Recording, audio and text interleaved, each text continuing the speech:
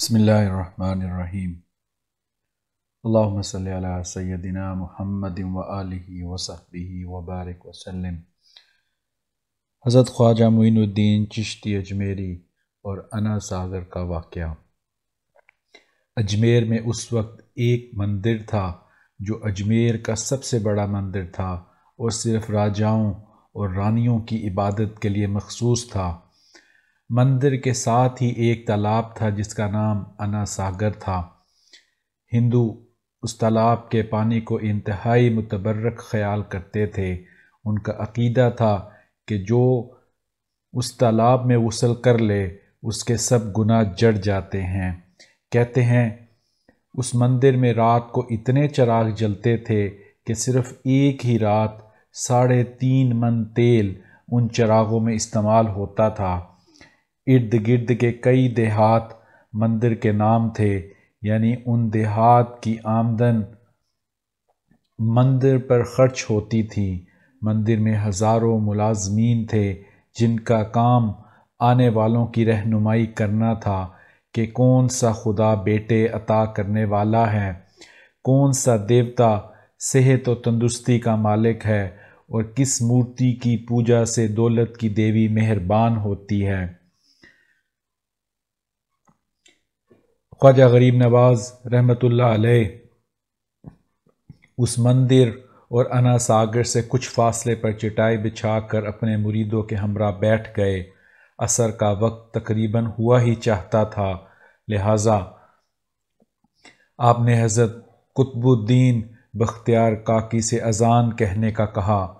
कुफ्र व शिर्क के गढ़ अजमेर में अल्लाह की वहदानियत और हज़रत मोहम्मद सल्लल्लाहु अलैहि वसल्लम की रिसालत का ये पहला ऐलान था।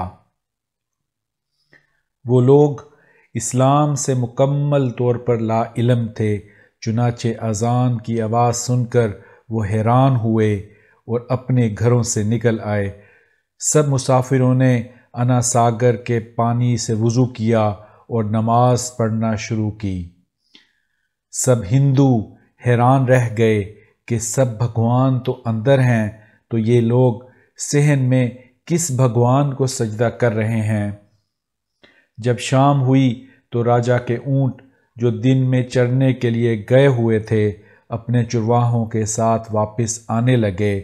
इत्तफाक से जहाँ हज़रत ख्वाजा मोइनुद्दीन चिश्ती अजमेरी अपने साथियों के साथ बैठे थे, वो जगह राजा के ऊँटों के बैठने की थी। चरवाहों ने बाबा साहब रहमतुल्लाह अलैह से कहा, उठो बाबा, ऊँटों को बैठने की जगह खाली करो। ख्वाजा गरीब नवाज ने फरमाया, इतना मैदान पड़ा है, ऊँट तो कहीं भी बैठ जाएंगे, क्यों मुसाफिरों को तंग करते हो। वो ना माने और मुसलसल इसरार करते रहे कि ऊँट इसी जगह बैठेंगे। आखिर उन्होंने बहुत बदतमीज़ी से कहा, ये राजा के ऊँटों के बैठने की जगह है और इधर राजा के ऊँट ही बैठेंगे, तुम लोग कहीं और डेरा लगाओ। आखिर आपने उठते हुए हज़रत कुतुबुद्दीन से फरमाया, उठो कुतुबुद्दीन, ये कह रहे हैं कि ये ऊँटों के बैठने की जगह है, तो चलो अब यहाँ ऊँट ही बैठे रहें। ये कहकर आप अपने साथियों समेत वहाँ से उठ गए। अगली सुबह जब ऊँटों को चराई के लिए ले जाने का वक्त आया और चरवाहों ने ऊँटों को उठाना चाहा तो उन्हें पता चला कि ऊँट उठने के काबिल नहीं हैं।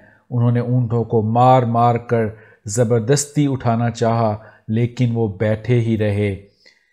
चरवाहे परेशान हो गए कि जो ऊँट उनके एक इशारे पर उठ खड़े होते थे, आज क्यों नहीं उठ रहे। आखिर उन्हें याद आया कि कल उस मुसाफिर फ़कीर ने कहा था कि चलो अब यहाँ ऊँट ही बैठे रहें। लोग इकट्ठा होना शुरू हो गए। कोई कह रहा था फ़कीर कोई कामिल जादूगर है, और किसी का ख्याल था कि वो कोई भगवान का अवतार है। बात राजा पृथ्वी तक पहुँच गई कि एक मुसाफिर फ़कीर ने राजा के ऊँटों पर जादू कर दिया है। राजा ने हज़रत معین الدین چشتی اجمیری رحمۃ اللہ علیہ کو پیغام بھیجا، تم کیسے فقیر ہو جو بے زبانوں کو باندھ رکھا ہے، یہ بیچارے بھوک پیاس سے مر جائیں گے، اس لیے مہربانی کر کے اپنا جادو واپس لے لو۔ خواجہ غریب نواز نے فرمایا، ہم مسلمان ہیں اور مسلمان بد دعا نہیں کرتے، نہ ہی جادو۔ جاؤ، جس کے حکم سے بیٹھے تھے اسی کے حکم سے اٹھ کھڑے ہوں گے۔ اب جو جا کر اٹھایا تو اونٹ پہلی بار ہی اٹھ کھڑے ہوئے۔ ہندوؤں کی دلچسپی ان مسافروں میں بڑھنے لگی۔ پانچوں وقت اذان ہوتی اور نماز ادا کی جاتی۔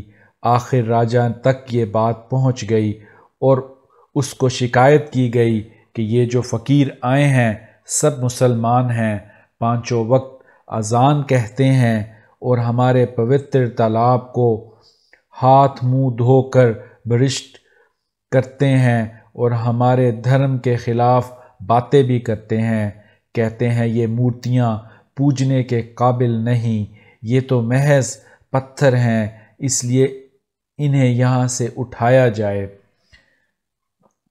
راجہ نے فقیروں کو پیغام بھجوایا کہ تم لوگ ماس گوشت کھاتے ہو، ہمارے دھرم کے خلاف بولتے ہو، اور تو اور ہمارے پاک تالاب کو اپنے ہاتھ ڈال کر ناپاک کرتے ہو، جو ہم برداشت نہیں کر سکتے، اس لیے تم لوگ یہاں سے چلے جاؤ۔ حضرت خواجہ معین الدین چشتی اجمیری نے فرمایا کہ اور بھی تو اتنی دنیا آتی ہے، ہمارے پانی پی لینے سے کون سا کمی آ جائے گی؟ لیکن وہ کہنے لگے کہ وہ سب ہمارے اپنے دھرم کے لوگ ہیں اور تم دوسرے دھرم کے ہو، آئندہ تم لوگوں نے تالاب کو ناپاک کیا تو ہم سختی سے پیش آئیں گے۔ آپ نے حضرت خواجہ قطب الدین بختیار کاکی رحمۃ اللہ علیہ سے فرمایا، قطب الدین، شاید یہ لوگ آئندہ ہمارے پانی لینے پر کوئی فساد برپا کریں، جاؤ ایک مشکیزہ پانی لے آؤ تاکہ ضرورت کے وقت کچھ پانی تو موجود ہو۔ لہٰذا حضرت خواجہ قطب الدین بختیار کاکی نے ان سے فرمایا، چلو ہم مشکیزہ بھر لیتے ہیں۔ وہ اس شرط پر مان گئے کہ تمہارا جسم پانی سے نہ چھوئے۔ حضرت قطب الدین بختیار کاکی تالاب کی سیڑھیوں پر جا بیٹھے اور مشکیزہ پانی میں ڈبو دیا۔ جب وہ بھر گیا تو حضرت خواجہ قطب الدین بختیار کاکی نے وہ مشکیزہ اوپر کھینچا، لیکن جوں ہی مشکیزہ پانی سے باہر آیا، انا ساگر کا سارا پانی خشک ہو گیا اور جھیل کی تہہ میں خشک ریت اڑنے لگی۔ گویا سارا انا ساگر مشکیزے میں بند ہو گیا۔ انا ساگر کا خشک ہونا تھا کہ پورے اجمیر میں کوہرام مچ گیا، گلیوں محلوں میں چیخ و پکار اور آہ و بکا شروع ہو گئی۔ وہ رو رہے تھے کہ ہم جو گناہوں کی گٹھریاں لاتے ہیں اور انا ساگر میں غسل کر کے ان سے چھٹکارا پاتے ہیں، اب ہم گناہوں کا بوجھ لیے کدھر جائیں گے؟ سارے علاقے میں خبر پھیل گئی کہ مسافر فقیر نے جادو کے زور سے انا ساگر کو خشک کر دیا ہے۔ راجہ اس نئی صورتحال سے بہت پریشان ہوا۔ اس نے اپنے وزیروں کو بلایا، سب نے یہی کہا کہ فقیر یا تو جادوگر ہے یا پھر واقعی کوئی کامل فقیر ہے۔ ساتھ ہی ان کی پریشانی بڑھ گئی کہ اجمیر کی رونق تو تھی ہی انا ساگر کے دم سے، اسی کی وجہ سے لوگ دور دور سے اجمیر آتے تھے اور اپنا ایمان تازہ کر کے لوٹتے تھے۔ انا ساگر کے خشک ہو جانے سے ہندو دھرم کو سخت دھچکا لگے گا اور یہی تشویشناک بات تھی۔ آخر طے پایا کہ فقیر سے مذاکرات کیے جائیں۔ آخر وہ چاہتا کیا ہے؟ اگر اس کے مطالبات معقول ہوں تو تسلیم کر لیے جائیں، یا پھر سب مرد، عورتیں اور بچے جا کر فقیر کی منت سماجت کریں کہ لوگوں کو پریشانی سے نجات دلاؤ اور ہم پر کرم کرو، ہم اپنے پاپوں کا بوجھ اٹھائے کدھر جائیں اور کیسے سکون پائیں۔ یہ تجویز زیادہ آسان تھی، لہٰذا تمام لوگ حضرت خواجہ معین الدین چشتی اجمیری رحمۃ اللہ علیہ کے پاس حاضر ہوئے اور بولے، حضور تم بھی وضو کر لیا کرنا، لیکن بھگوان کے واسطے ہمارا انا ساگر ہمیں لٹا دو۔ حضرت خواجہ غریب نواز نے حضرت قطب الدین بختیار کاکی سے فرمایا، جاؤ قطب الدین، مشکیزہ واپس تالاب میں ڈال آؤ۔ جو ہی مشکیزہ تالاب میں الٹایا گیا، انا ساگر کناروں تک اچھل آیا۔ اس پانی نے کئی دلوں کو دھو ڈالا۔ ہندو قوم کی اپنی تاریخی کتابوں میں بھی ہندو مورخ اس بات کو تسلیم کرتے ہیں، اس شام 32,000 ہندو کلمہ پڑھ کر حلقہ بگوش اسلام ہو گئے۔ ان ہندوؤں کے مسلمان ہو جانے سے ہندو پنڈتوں اور عام ہندوؤں میں بھی غم و غصہ کا طوفان اٹھ کھڑا ہوا۔ وہ سوچ میں پڑ گئے کہ فقیر اگر کچھ دن مزید ادھر رہ گیا تو دیوی دیوتاؤں کا تو نام لینے والا بھی کوئی نہ رہے گا، لہٰذا لوگوں نے راجا کو مجبور کیا کہ جلد کچھ کیا جائے۔ راجا نے مندر کے بڑے پنڈت رام دیو کو بلایا اور اسے خواجہ غریب نواز سے مناظرہ کر کے جلد از جلد انہیں شکست دینے اور اجمیر سے باہر نکال دینے کا حکم دیا۔ رام دیو اپنے وقت کا مانا ہوا پنڈت تھا، جس کی علمی قابلیت کی دور دور تک دھوم مچی ہوئی تھی۔ دراصل پنڈت شیطانی اور جادوئی طاقتوں کا مالک تھا۔ اس نے راجا کو یقین دلایا کہ جلد ہی راجا کوئی اچھی خبر سنے گا۔ رام دیو حضور غریب نواز کی خدمت میں حاضر ہوا اور الٹے سیدھے سوالات کرنا شروع کیے۔ حضرت خواجہ غریب نواز نے خاموشی اختیار کیے رکھی۔